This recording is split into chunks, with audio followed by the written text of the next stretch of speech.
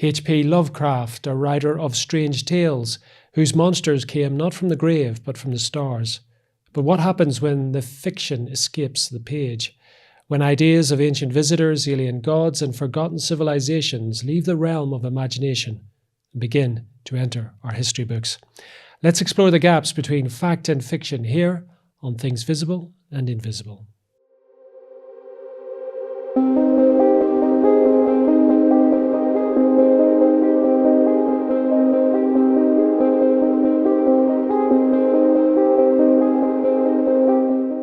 Jason Colavito is an American author and independent scholar specializing in the study of fringe theories, particularly around ancient history and extraterrestrials.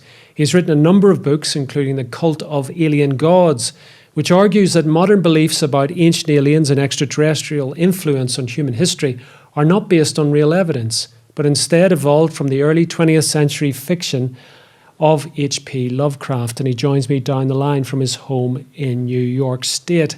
Jason, welcome to Things Visible and Invisible.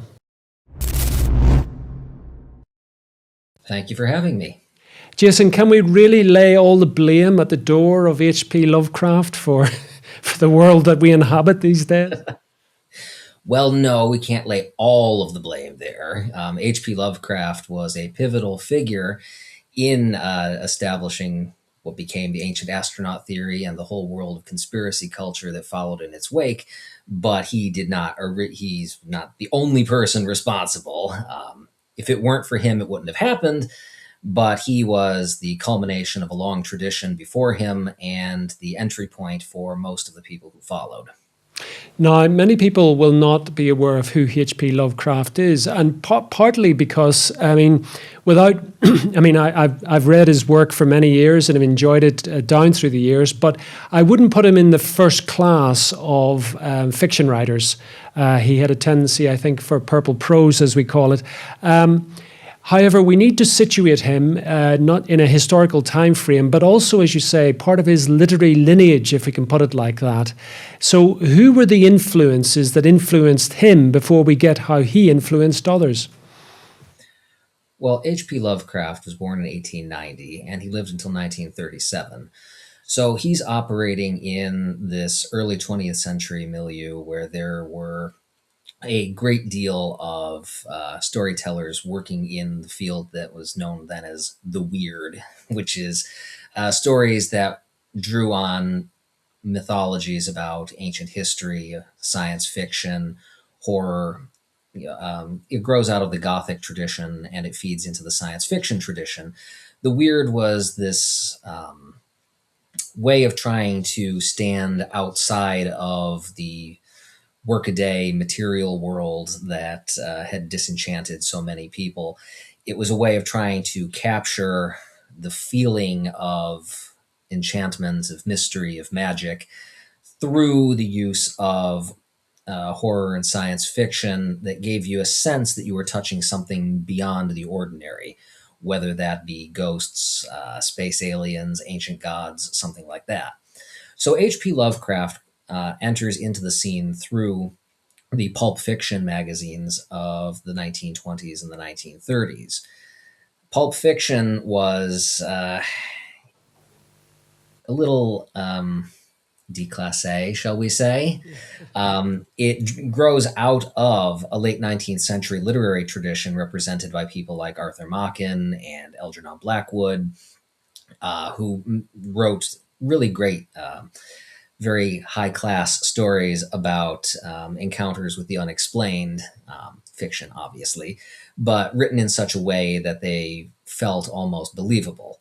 And pulp fiction was a little down market from that and was aiming at the working class, at young people, a little bit below the upper middle class and wealthy audience for high-end fiction. But H.P. Lovecraft himself had very high standards. So he was trying to emulate the very best writers. And occasionally that led him to prose that was empurpled and rather complex, even by the standards of that era.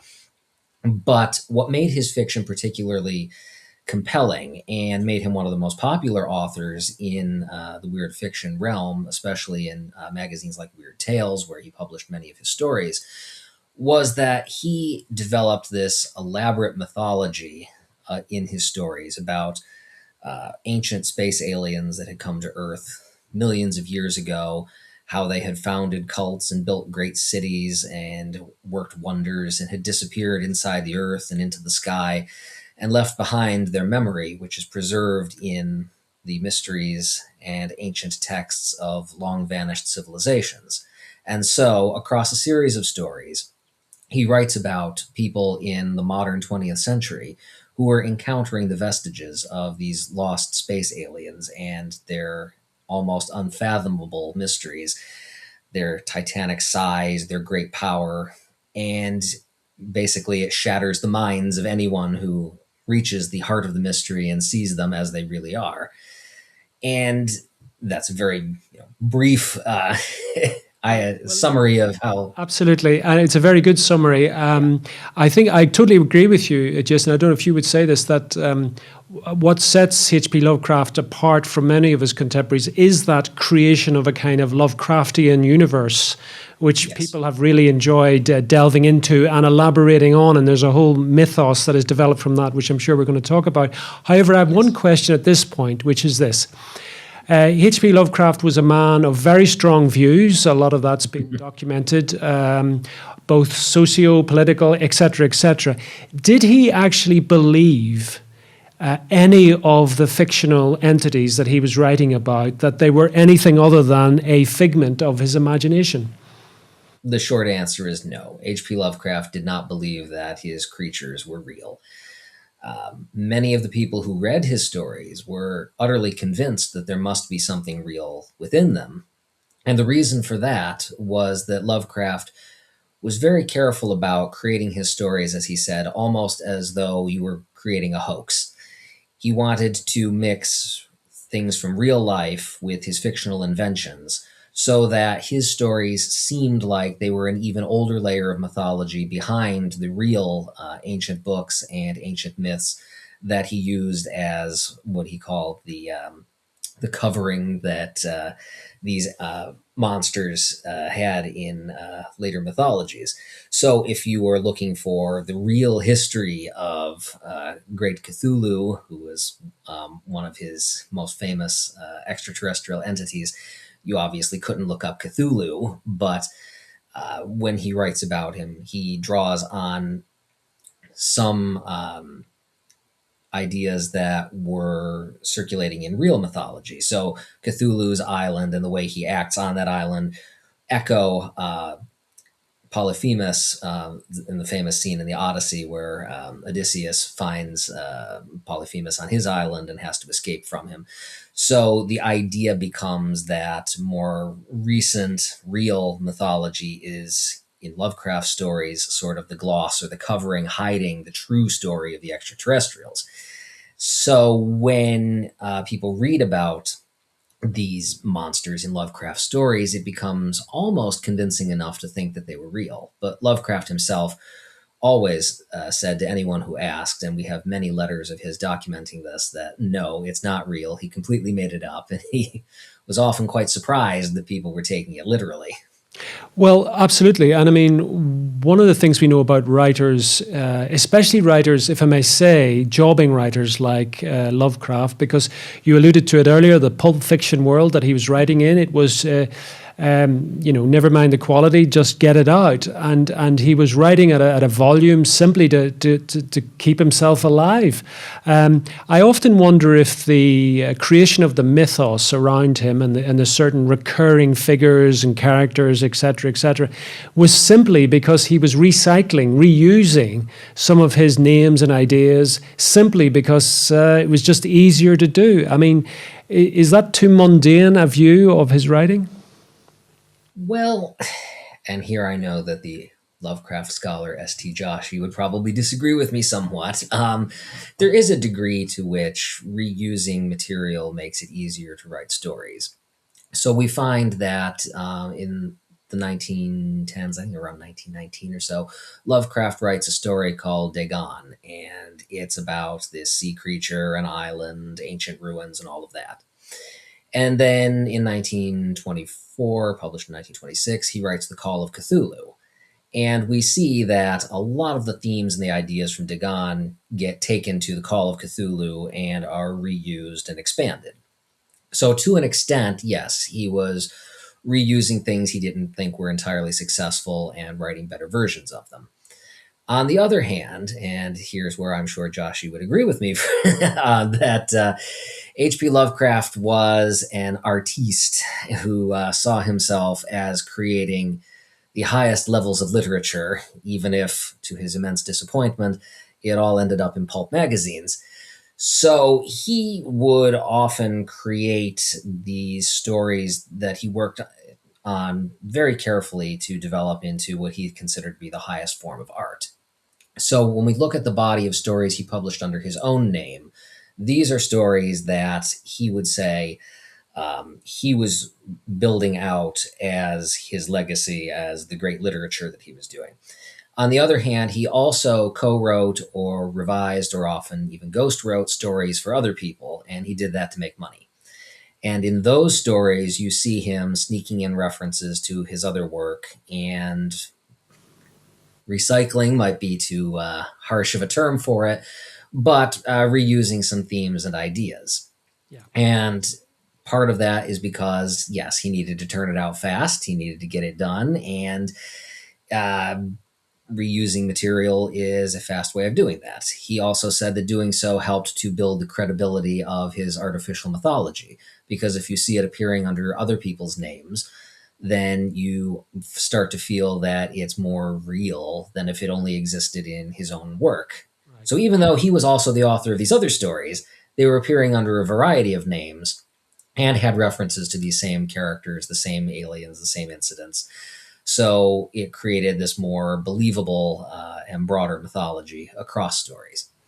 Now, all of this is great fun, and Lovecraft today would be remembered simply as a fun writer of science fiction and the weird, as you say, one of the fathers of that genre, which is now omnipresent.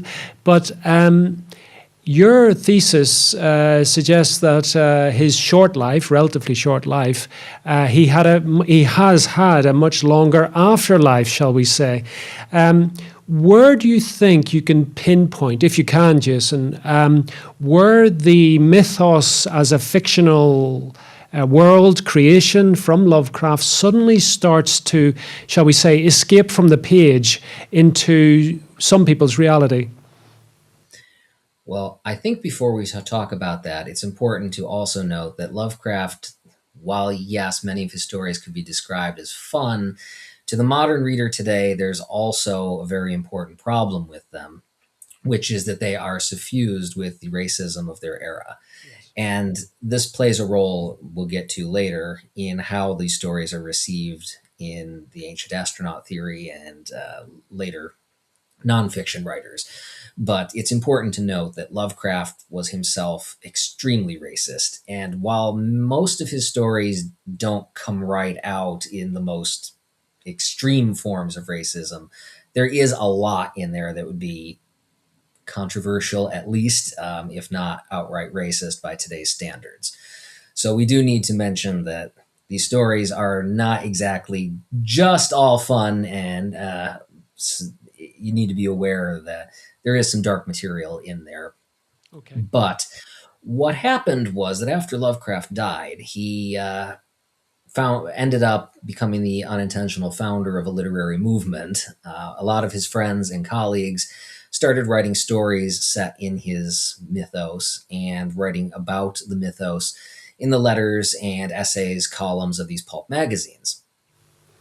And what happens with that is that the pulp magazines are really the vessel through which Lovecraft's ideas get taken into the 1950s and the 1960s through this web of influence.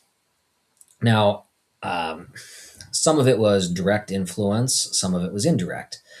But what happens in the 1940s is that you have the rise of UFOs. After Kenneth Arnold sees flying saucers, in 1947, there's this sudden burst of interest in extraterrestrials, UFOs, flying saucers, and the pulp magazines lead the charge in writing about them in both science fiction stories and also in the less remembered nonfiction essays and letters columns that were included in these magazines. And so, people who are interested in UFOs are also reading the science fiction and the horror magazines where they're being discussed alongside reprints of H.P. Lovecraft stories and so on. And so the people who are doing this are starting to notice that there's a similarity between the stories that H.P. Lovecraft wrote and some of what the early ufologists are speculating about how long flying saucers have been buzzing the skies, whether ancient sightings of lights in the sky were really flying saucers, and so on. And what happens is that in France, there are a couple of fellows named Paul Zimbergier, and they were interested in all sorts of weird stuff, and as well as science fiction. They enjoyed all of the American science fiction magazines. They really were interested in bringing these ideas to France and getting them published. They would eventually become the translators and publishers of H.P. Lovecraft's work in France.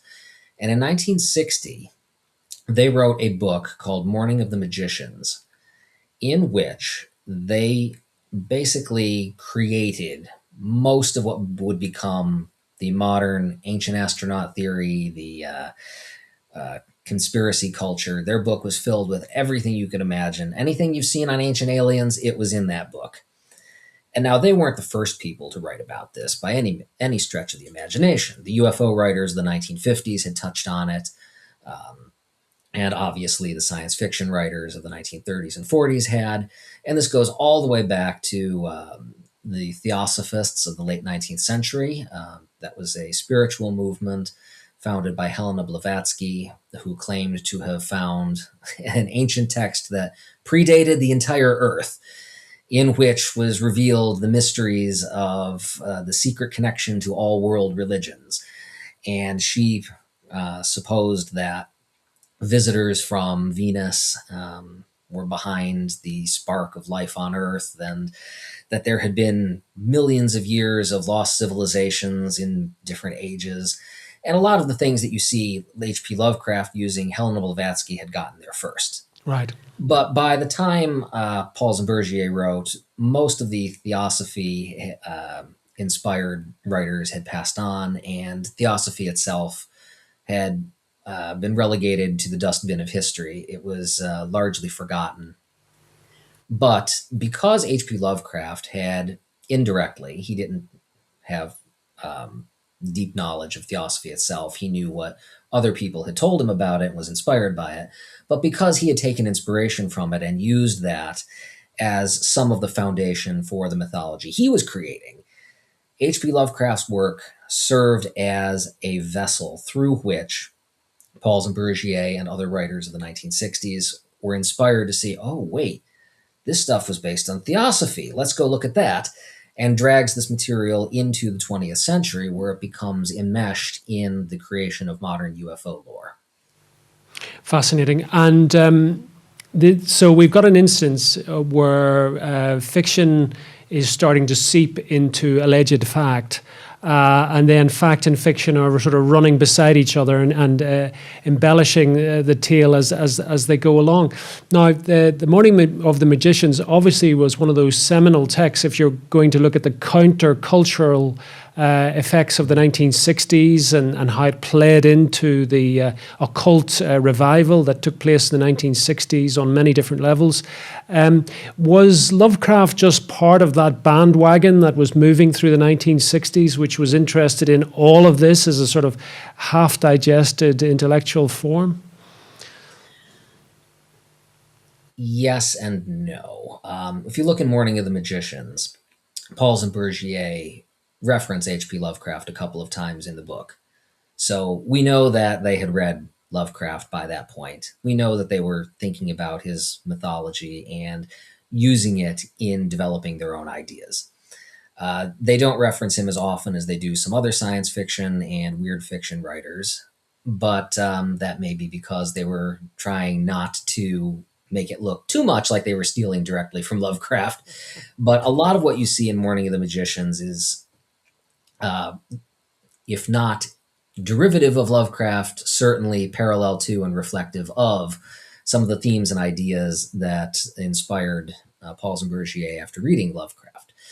So, to an extent, when you look at all of the people who were influenced by Paul Zimbergier, whether that be Eric von Daniken, for example, who was later accused of plagiarizing Morning of the Magicians, and other writers in the ancient mysteries and ancient astronauts genres. When you look at that, you can say, yes, H.P. Lovecraft fed into this indirectly. Yes. Then there were other people who took influence from Lovecraft more directly. You see in some of the Italian ancient astronaut theorists, they will quote extensively from H.P. Lovecraft in their books as they discuss supposed nonfiction encounters with space aliens in the ancient past. Peter Colosimo is one who often quoted H.P. Lovecraft in his books. So there are some writers who are directly taking from Lovecraft and trying to whitewash it into nonfiction. But for the most part, most of the writers are not exactly familiar with Lovecraft directly, but are getting it secondhand through these first generation of texts that are drawing on Lovecraftian ideas, going back to Lovecraft's sources and inspirations, and then pulling all of that stuff out of the 19th and early 20th centuries and repackaging it for an audience in the 1960s and 70s. So there's an element whereby H.P. Lovecraft's being laundered, that his devotees were writing about him, and then certain nonfiction authors pick up on this and they start to recycle his ideas as if they were fact, as if they were. But surely, Jason, I mean, you and I are sitting here as probably slightly aghast at all of this, but surely, I mean, the people that we're talking about are not... they're not fools. They would have known that H.P. Lovecraft was a fiction writer. And anybody who's familiar with his biography would have known, as you set out at the start of the show, that he had no truck with the idea that these were facts that he was conveying. These were just fictional ideas. He had a very vivid, very florid imagination, and that was about it. So why were people sort of playing around with these ideas when it was obvious to anybody who would do any research that they were just simply fictional tropes? Well, that's a great question, and unfortunately there are so many different facets of that we could spend the rest of the show just discussing that question. But the short answer is that there are a couple of main branches of thought there. One, represented by the people who call themselves magicians, who literally believe that magic is real and that they perform magical rites, invoking deities and what have you. People like Kenneth Grant, they think that Lovecraft was sort of divinely inspired by real spirits who acted through his mind and inspired him to create these stories. So that while Lovecraft stories are technically fiction and the characters are not real in the literal sense, they are inspired by actual spiritual entities that were channeling their thoughts through Lovecraft to have him tell their stories. So those people think that it's real in the kind of magical or spiritual sense.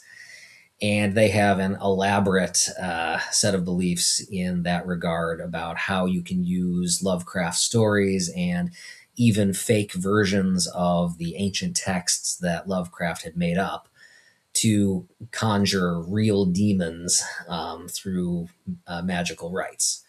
So on the one hand, you have those people, and I think we will set those aside because they're not directly related to the thrust of our conversation. And on the other hand, you have people like Jacques Bergier and Peter Colosimo who know that Lovecraft was writing fiction, but see in it a deeper truth and also believe that in the research that Lovecraft did in creating his stories, he somehow touched upon actual myths and legends that stand behind the stories that he fabricated. So, for example, Jacques Bergier, in some of his later books, would quote from H.P. Lovecraft and then go back and say, okay, but this story was based on this actual myth, and here's how it ties into space aliens. So he would look for the underlying story that Lovecraft was alluding to or referencing or had drawn upon, and then try to work that into the system of ancient astronauts and space aliens that he was trying to promote. So there are ways of getting around the fact that Lovecraft wrote fiction.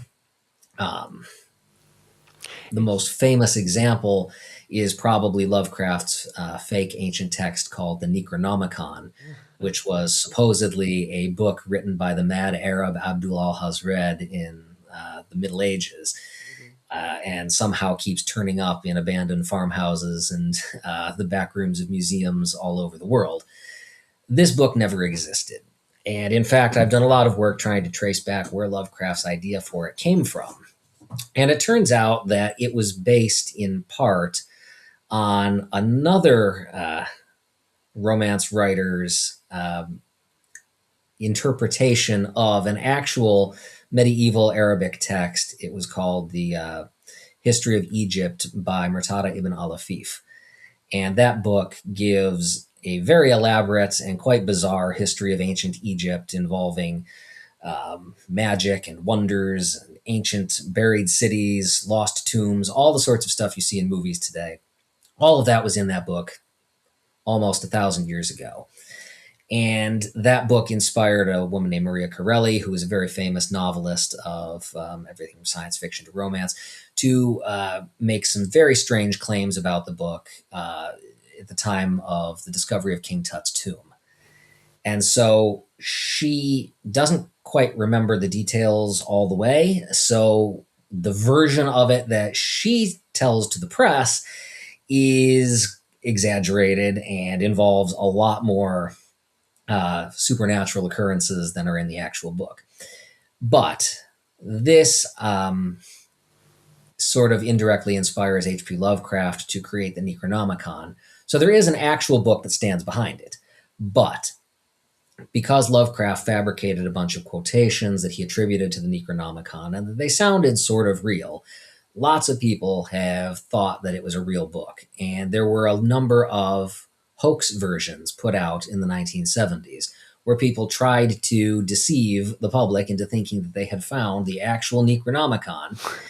And somehow those books, especially one called the Simon Necronomicon, which is widely believed to largely be the work of Peter Levenda, that book sort of takes on a life of its own and is now considered an actual magical text that people who perform chaos magic or magical rites use in invoking demons and casting spells, even though it is a fake version of a fake version of a fake version of an original text that had nothing to do with any of that.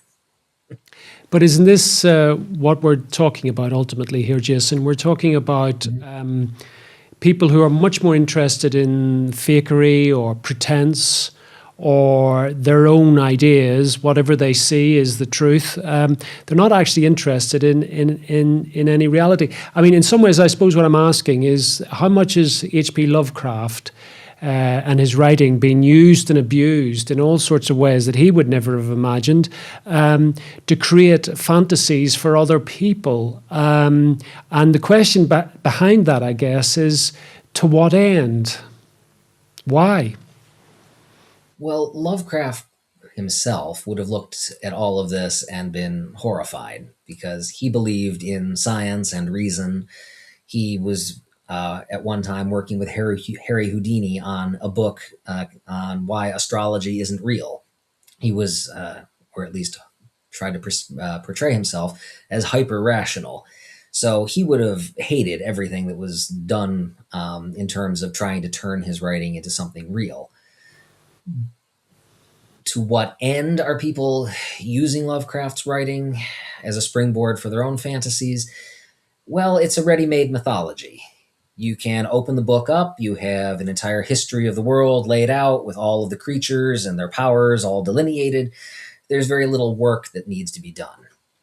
If you are Helena Blavatsky, for example, you had to create your entire mythology from scratch.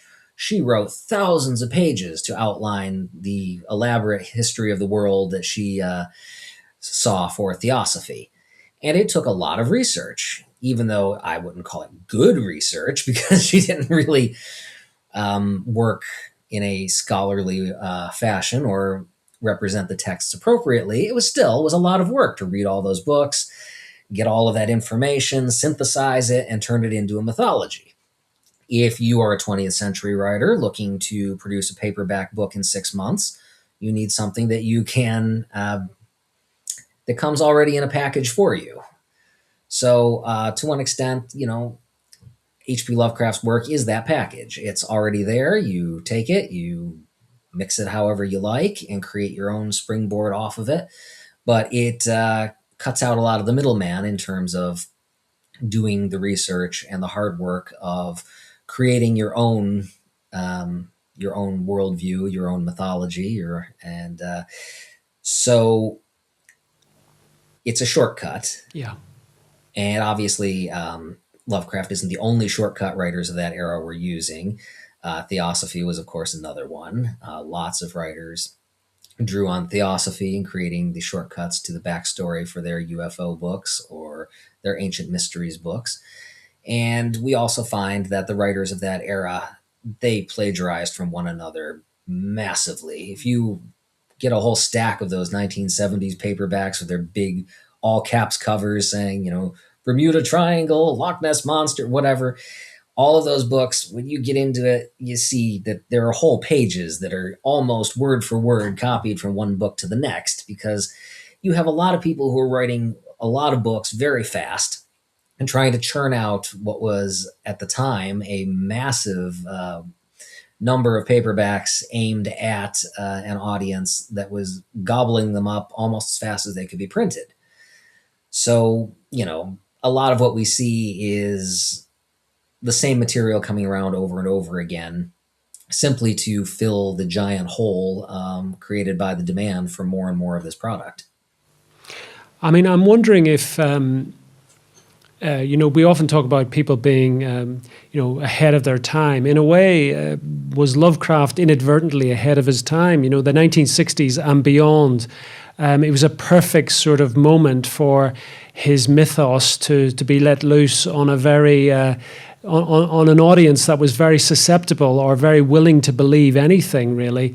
And this kind of fitted I'm wondering on a more serious point. I mean, the fact that it was anti-history, anti-science, anti-true mythology, or whatever we want to say, that archaeology, whatever you want to say, it was constantly pushing against it. Do you see there a sort of a link that, in the same way that the 1960s was rejecting so much that was deemed to be conventional, that reaching for somebody like Lovecraft with his ready-made mythos, which seemed to reject so much of what the Academy would say, well, this is actually how the world came to be, this is how civilizations developed, this is how religions developed. Do you see an element where he just kind of fitted the zeitgeist at that time?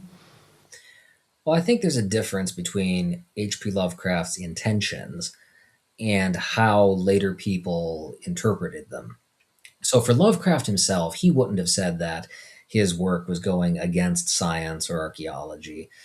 Certainly against religion.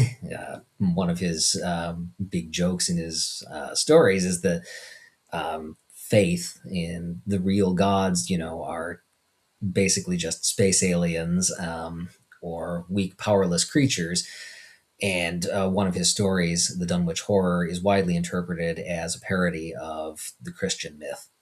So on Lovecraft's end, what he would say is that he's creating sort of a mythology for atheists, which is to say that he's creating a fictional cosmos that has many of the elements of religion that could be reinterpreted through a scientific lens, so that for people who are rational, who are disenchanted with religion, who are even atheist, they can look at that and say this fulfills some of these spiritual longings in a way that is intellectually satisfying without being supernatural and without having all of the morality and the trappings of traditional religion.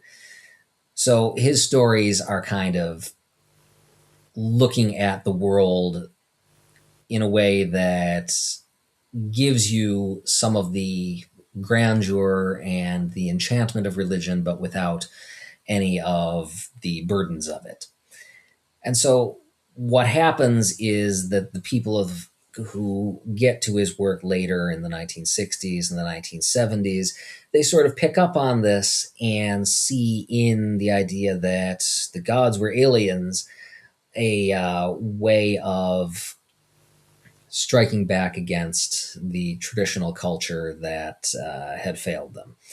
So H.P. Lovecraft does have a lot of influence among counterculture figures and among people who are rejecting mainstream society at the time.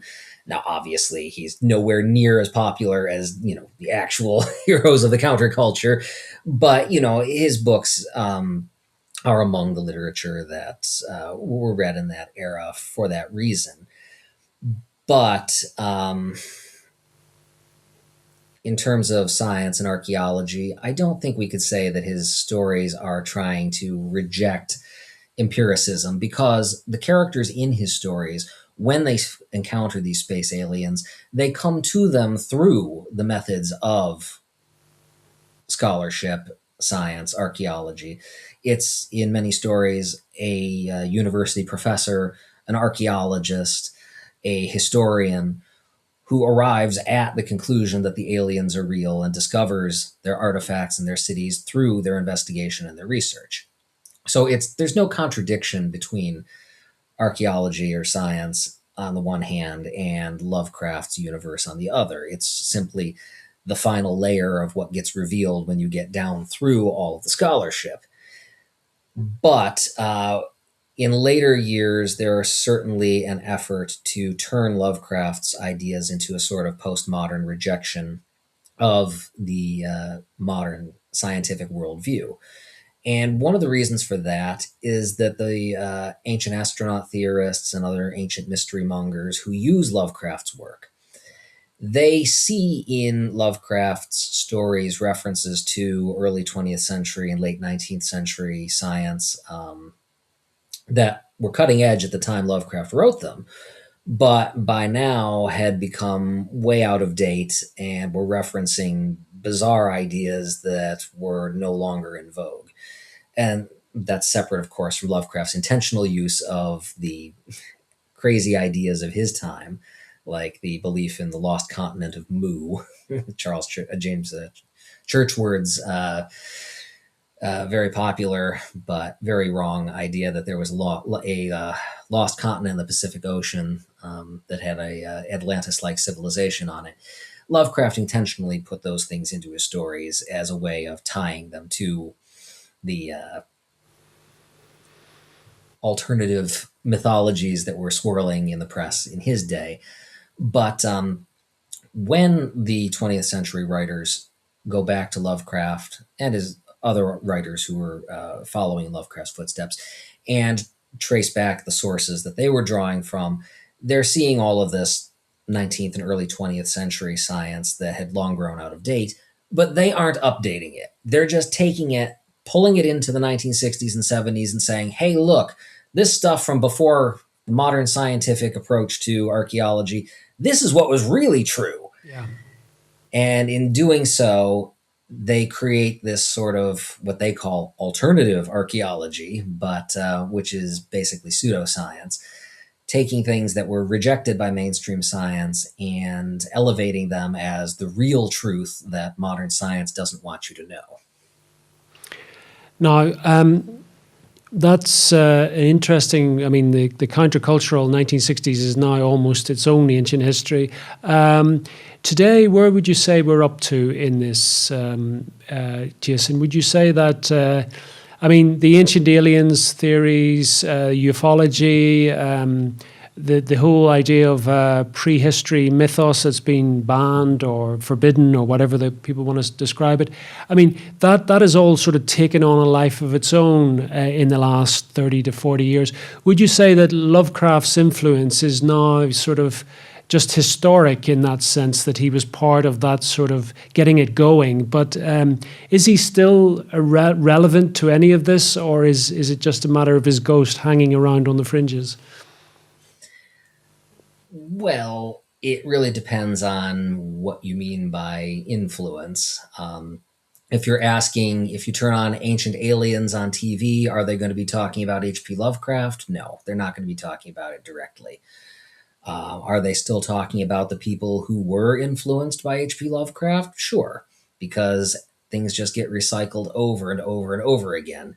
If you watch an episode of Ancient Aliens today, you will see them talking about the same things they were talking about when the show started, which were the same things that were talked about in books in the 1990s, which were the same things talked about in the books in the 60s and 70s, which were the same things that were talked about all the way back before H.P. Lovecraft. They were the books that he was drawing on when he was writing his stories.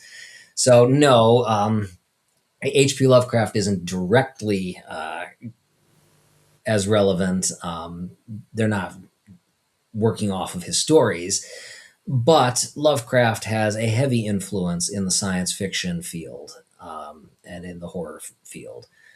Movies and TV shows that are made today still draw on Lovecraft and use Lovecraftian themes and ideas.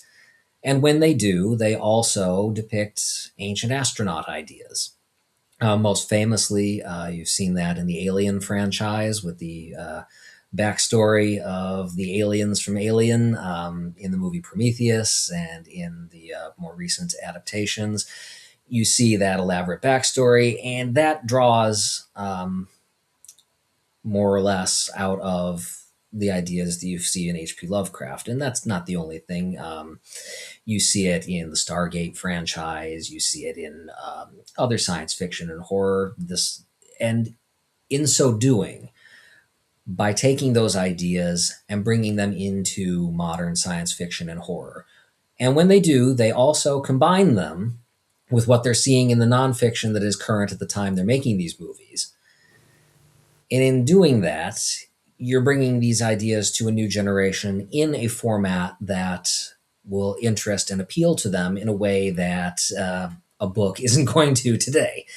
So to that end, when you see a movie that has Lovecraftian themes in it, you're not just getting a movie that has Lovecraftian ideas, you're also creating a form of propaganda that helps to convince viewers that maybe there's something to this that we should be looking into. And when they do, they find the nonfiction versions. And with the internet, that's easier than ever before, because if you see space aliens in a sci-fi movie, say, they said they're from Zeta Reticuli, let's go look that up. And now suddenly you have 500 YouTube videos and 1,000 web pages on the history of Zeta Reticulans, and very little saying that, hey, wait a minute, maybe they weren't actually Zeta Reticulans in the first place. So when you see Lovecraftian fiction on screen, it's not just fiction.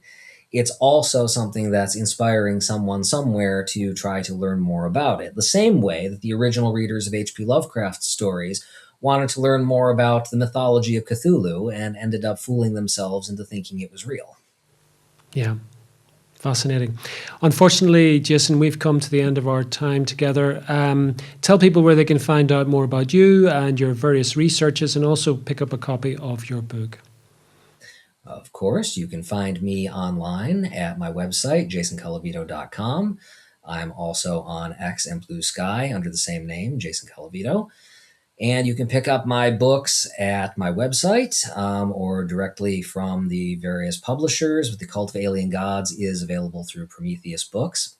And otherwise, I'm all over the internet. So if you Google me, I'm sure you will find my research somewhere. For now, Jason, thank you so much for coming on Things Visible and Invisible. Well, thank you for having me. Thank you for joining us on another episode of Things Visible and Invisible. we're dedicated to uncovering phenomena that challenge our understanding of reality, from ancient enigmas and paranormal encounters to scientific anomalies and forgotten histories. If you enjoyed this journey into the mysterious and unexplained, please consider subscribing to our channel and hitting the notification bell to stay updated on future explorations. Have a personal experience or story that aligns with our investigations? We'd love to hear from you. Visit our website at tvi.show and reach out through our contact form. While we can't feature every submission, we review them all, and your story might be featured in an upcoming episode. To support our continued investigations, please consider becoming a Patreon supporter or channel member. Your contributions make these explorations possible and give you access to exclusive content, early releases, and monthly behind-the-scenes discussions with our team. Don't forget to check out our merch store. We've got everything from TVI-branded t-shirts and hoodies to stickers and coffee mugs, perfect for showing your support while keeping the mysteries close. Thank you for watching, and we'll see you next time as we continue to explore the things visible and invisible.